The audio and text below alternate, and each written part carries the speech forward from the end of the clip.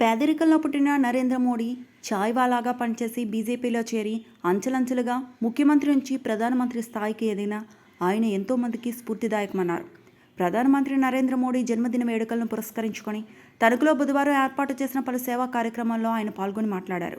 గుజరాత్ రాష్ట్రానికి 11 ఏళ్ల పాటు ముఖ్యమంత్రిగా పనిచేసి రాష్ట్రాన్ని అన్ని విధాలుగా అభివృద్ధి చేసిన ఆయన దేశ ప్రధానిగా 13 ఏళ్లుగా దేశం దిశ మార్చిన డైనమిక్ ప్రధానమంత్రిగా ప్రపంచ స్థాయిలో గుర్తింపు సాధించారన్నారు.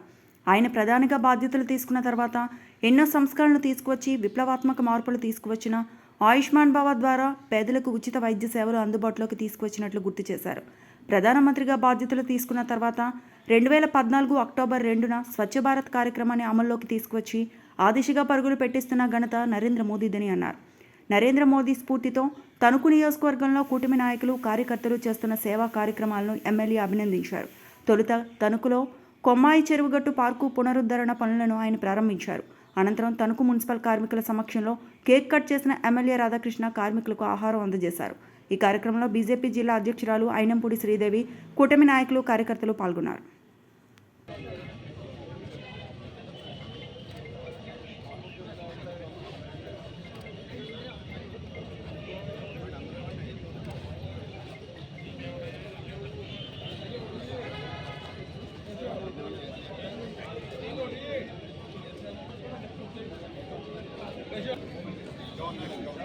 అది ఇచ్చారా మేడం గారు ఇచ్చారా?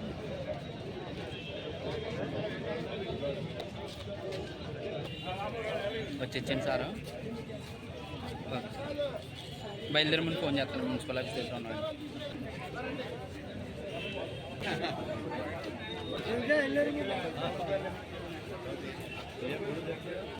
గారి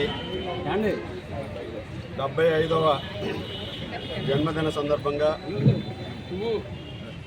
ప్రధానమంత్రి నరేంద్ర మోడీ గారికి తణుకు నియోజకవర్గ ప్రజలందరి తరఫున జన్మదిన శుభాకాంక్షలు తెలియజేసుకుంటూ, ముఖ్యంగా నరేంద్ర మోడీ గారు ఒక పేద కుటుంబంలో పుట్టి 8 సంవత్సరాల వయసులో చాయ్వాలాగా ఉంటూ ఆర్ఎస్ఎస్లో చేరి దాదాపు 15 సంవత్సరాలు వచ్చే వరకు కూడా ఆర్ఎస్ఎస్లో ఉండి తరువాత బీజేపీ పార్టీలో అంచెలంచెలుగా ఎదిగి గుజరాత్ ముఖ్యమంత్రిగా పదవీ బాధ్యతలు చేపట్టి గుజరాత్ రాష్ట్రంలో అనేక సంస్కరణలు తీసుకొచ్చి పారిశ్రామికంగా అభివృద్ధి కావడానికి కానీ గుజరాత్ రాష్ట్రాన్ని అన్ని విధాలుగాను కూడా అభివృద్ధి చేయడంలో కానీ నరేంద్ర మోడీ గారు దాదాపు 11 సంవత్సరాలు గుజరాత్ ముఖ్యమంత్రిగా ఆయన చేసినటువంటి సేవలు అవన్నీ కూడా గుర్తించి తరువాతి కాలంలో ప్రధానమంత్రిగా అవకాశం కల్పించిన తర్వాత ఈరోజు 13 సంవత్సరాలుగా ప్రధానమంత్రిగా భారతదేశం యొక్క దశ మార్చినటువంటి ఒక డైనమిక్ ప్రధానమంత్రి నరేంద్ర మోడీ గారు.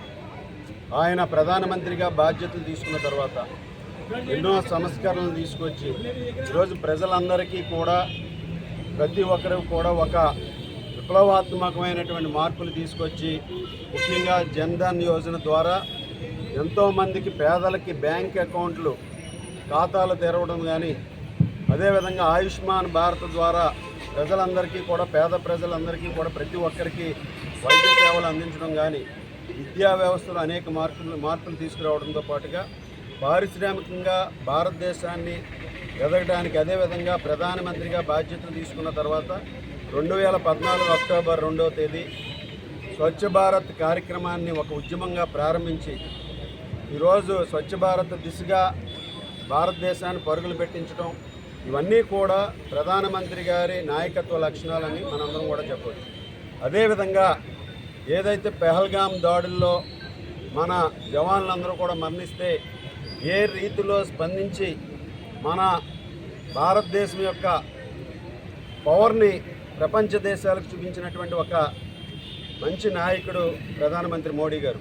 అదేవిధంగా భారతదేశం యొక్క వాణిని ప్రపంచ దేశాల వేదికలుగా వినిపించి ఒక ప్రత్యేకతను చాటుకొని ఈరోజు భారతదేశానికి చేసినటువంటి ప్రధానమంత్రులందరిలో కల్లా ఒక డైనమిక్ లీడర్గా ఈరోజు ప్రపంచ నాయకులందరి చేత కూడా శోభాస్ అనిపించుకున్నటువంటి నాయకుడు ప్రధానమంత్రి మోడీ గారు.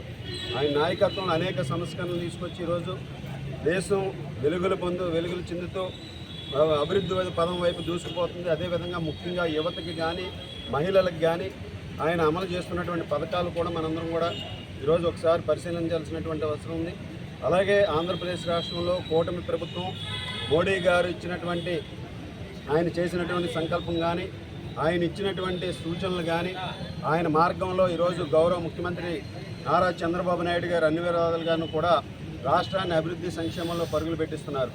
ఈ విధంగా అటు కేంద్ర ప్రభుత్వంలో ప్రధానమంత్రి నరేంద్ర మోడీ గారు 13 సంవత్సరాలు ప్రధానమంత్రిగా ఈ దేశంలో అనేక సంస్కరణలు తీసుకొచ్చి ఈ దేశాన్ని అన్ని విధాలుగాను కూడా అభివృద్ధి పదంలో నడుపుతూ భారతదేశాన్ని ఒక ఆర్థిక శక్తిగా మార్చడంలో ప్రధానమంత్రి నరేంద్ర మోడీ గారు చేస్తున్నటువంటి కృషిని కూడా మనందరం కూడా అభినందించాలి.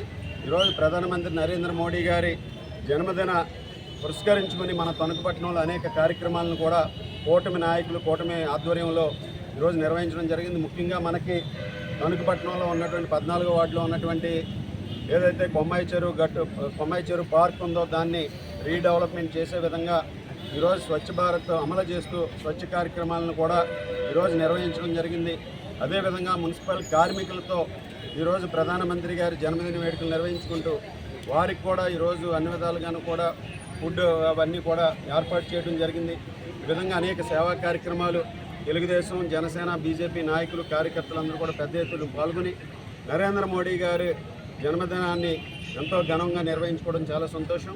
ఆయనకు ఆ భగవంతుడు మరింత శక్తినిచ్చి ఆయురారోగ్య ఐశ్వర్యాలతో ఈరోజు ఆయన అన్నీ కూడా వదులుకొని కుటుంబాలను కూడా వదులుకొని ఒక్కడగా ఈరోజు దేశాన్ని ముందుకు నడిపిస్తున్నటువంటి వ్యక్తి నరేంద్ర మోడీ గారు.